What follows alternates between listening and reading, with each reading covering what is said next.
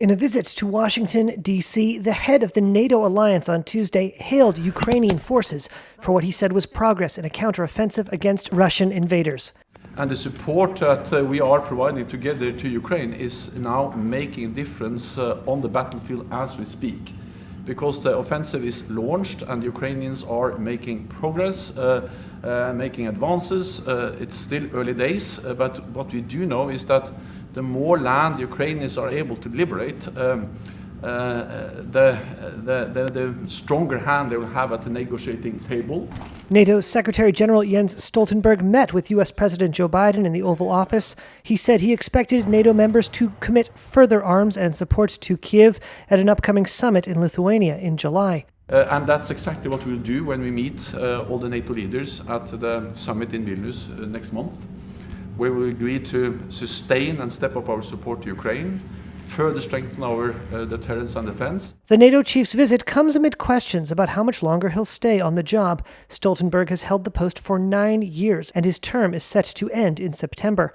Russia's invasion of Ukraine last year touched off what might be the greatest challenge to the NATO military alliance since the end of the Cold War, one Stoltenberg seems to have faced without wavering. We believe the Secretary General has done a fantastic job, a really wonderful job during this difficult time, this history-making time with the war in Ukraine being one of them, and how NATO has come together. NATO countries have contributed billions in military hardware to Kyiv, and Stoltenberg has since welcomed Finland as the 31st member of the pact, with Sweden apparently set to join soon. Many NATO members would like a decision on who will head the alliance when leaders meet in Lithuania. Stoltenberg did not answer questions when asked whether his tenure would be extended.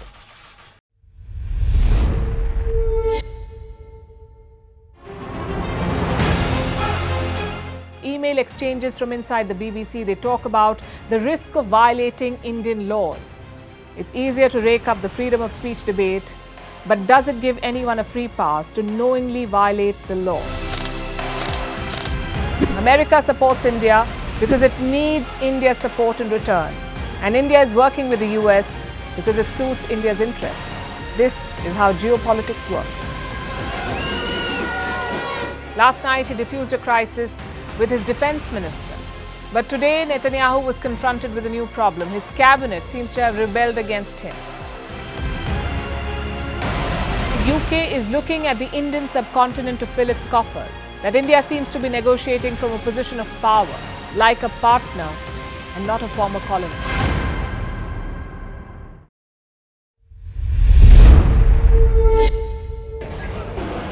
And there they go. It looks like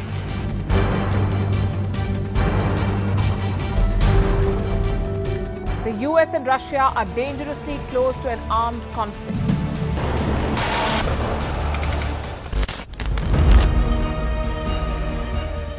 This year, 2023, New Delhi will be the capital of global diplomacy.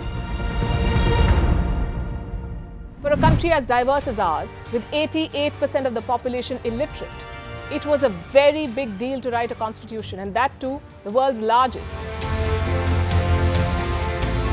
Meanwhile, if we may, here's a Republic Day gift from India for the BBC. A list of suggestions for the BBC for their upcoming documentaries. Number 1, the Kohinoor and the colonial loot. Number 2, an outdated monarchy and unhealthy obsession with the royals. Number 3, racism in 2023. We're waiting.